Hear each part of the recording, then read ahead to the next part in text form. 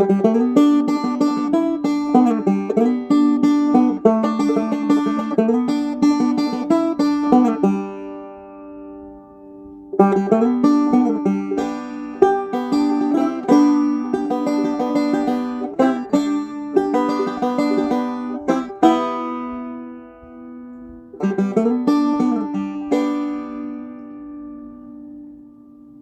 guys, thanks for joining me.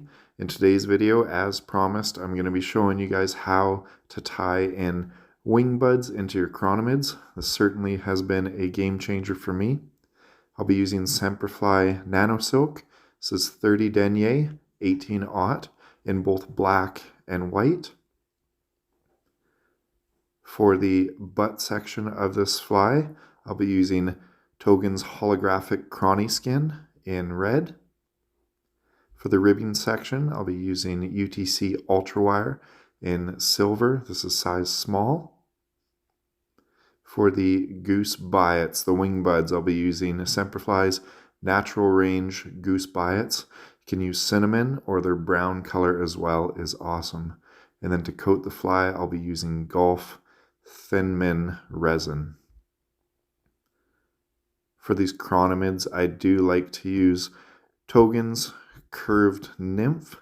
I tie these in a size 14, a size 16, and a size 18, and then pair that with Togens Tungsten Beads.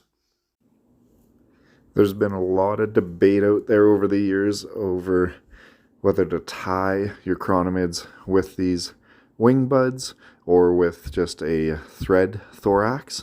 I've done quite a bit of research and development, pitting one fly against the other, identical setup, identical materials on the fly, one tied with a thread thorax and then one tied with these Goose Biot wing buds.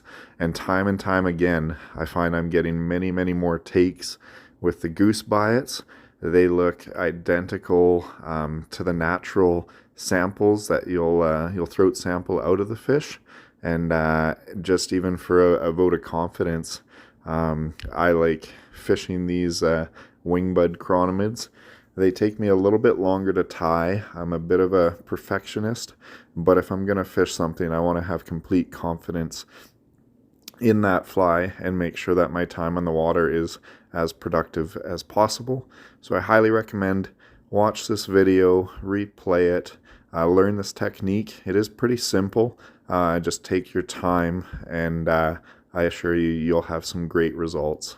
So for this particular video, I'm just using a pretty typical blended chironomid. This was one of the first chironomids that I learned how to tie this particular color and pattern. I used to use just red thread for the butt section, but here we're using the Togens Chironie Skin. The holographic red really is a great attractant. Under the water, it looks very similar to the hemoglobin butts that you'll see on some of the chironomid samples. So it's definitely a pretty cool material to purchase from Togens and add it to your flies. Just want to make sure that you get that wrapped pretty seamlessly all the way up the shank of this fly up to the bead head, as it will shine through your Nano Silk a little bit. And then as you're wrapping this Nano Silk, you'll see me counter spinning my bobbin, and that really just flattens the thread out, separates those fibers. Once you get down to the butt section, you want to just leave a little bit of gap on each of your wraps, and then it lets that holographic red shine through and look pretty saucy there for sure. The most important thing, we can't stress it enough when we're tying chironomids, is to focus on a nice seamless taper and getting that profile thin, and then just slowly building up towards the bead head. This took me a lot of years to find the perfect blend of that profile. And now we're on to the most important part, the Goose Biot wing buds. I'm going to slow it down a little bit for you guys. Nothing too crazy here, but you want to strip away 2 of those Goose Biots. Make sure that you have 2 great complete fibers here, identical in width, and peel those off. And then you just want to stack them, and they do have a natural curvature to them, so you want to make sure that that curve is just facing down, because you're going to be folding these up. And then I like to give just a couple of loose wraps to get that onto the hook, and then you're going to push it back, and as you tighten that thread, it's going to want to cinch it just a little bit off to the side. So that's where I give it just a little bit of grace there, and once you secure it, it's nice and centered right along your hook point. And then to trim these little tips off, you want to make sure that you have a good pair of micro tip scissors. In this case, I'm using Dr. Slick's razor scissors. They are pretty awesome. These are the arrow scissors, so you can cut some wire with the base of it. It's got a little notch cut out of those scissors as well, so they're good universal one for cutting thread and cutting wire.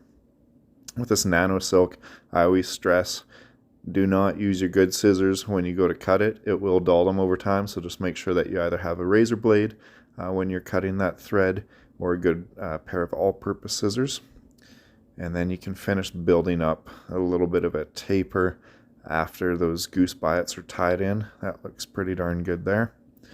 And then here we're going to add in the white Nano Silk. This stuff I like using for tying in these goose biots. It does give you a little bit of a thorax, because I will color it with this sort of rust color art marker. These are alcohol-based marker, so when you do add your UV resin, they bleed a little bit, which is really nice, because you do not see any individual threads. It just looks a little bit murky, and that's what a lot of the natural thoraxes and heads on these chironomids have. So I highly advise get some of these alcohol-based art markers. They're great for even mixing in some resins and getting different colored resin as well. Then I like to trim just the base of these goose biots and get some out of the way when you're wrapping up your ribbing section. And then I find my dexterity is a little better if I grab the end of the wire with some hackle pliers, and then you can make sure as you're rotating this this rib up that everything is precise and giving equal ribs, equal gaps all the way up the bug. And then once you're happy with that, you're going to want to secure your thread just in behind that wire and in front with a couple of wraps. And then we'll build that up once you get that wire nice and happy and helicoptered out of there. And then go ahead and add a little bit more color to this thread. And then what we're going to do here is build up a little bit of a base, little thorax with this thread to add to those wing buds and make the transition to the bead as seamless as possible. And then it'll as well just hide that wire where you've tied it in and make it nice and secure so that won't come unraveled on you. When you're tying in the tip of those goose biots, you want to make sure that you go back about maybe 1/3 or a bead and a half length back. Tie those tips in, and then you'll fold both those goose biots forward, one on either side of the bead.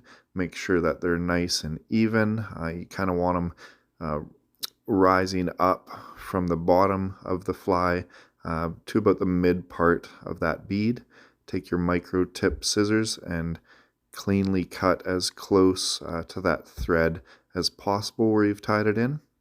And then go ahead and wrap a few more times to secure them in, and then just to build that ramp right up to the bead so that it looks nice and tapered. A little bit more color for good measure. You'll see what I mean with this marker once we add that UV resin.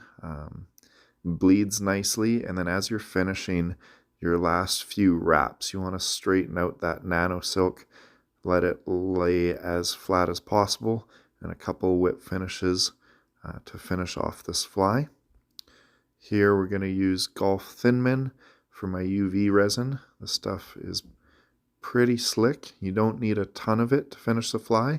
Couple of drops, one on top that you can spread out with your bodkin, and then one underneath the fly on those biots themselves to make sure that they're nice and durable.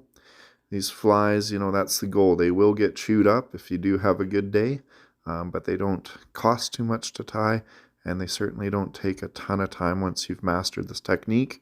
So don't be shy, but this UV resin does give it a little bit of a sheen and some durability as well. It's really nice stuff to work with. I want to thank you guys so much for joining me for this video. I do hope that you learned something. Learned a couple little techniques there. Huge shout out to all of my supporters. Togens Fly Shop. Check them out for all your material needs. I'm using a lot of Semperfli products as well, which are just lights out. Thank you guys from across the pond, and as well Broken Tippet. You guys are rocking it in the fly fishing industry. Super proud to be repping your products and supporting you any way I can.